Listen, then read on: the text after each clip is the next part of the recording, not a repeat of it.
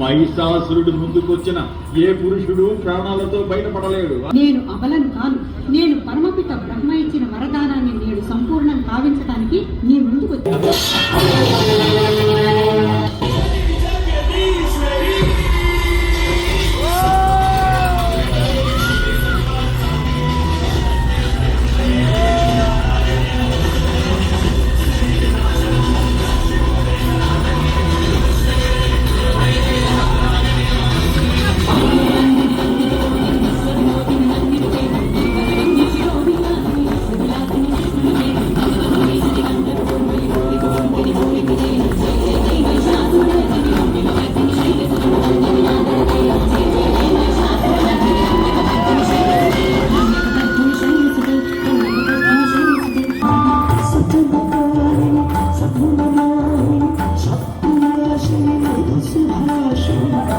చూస్తలేదు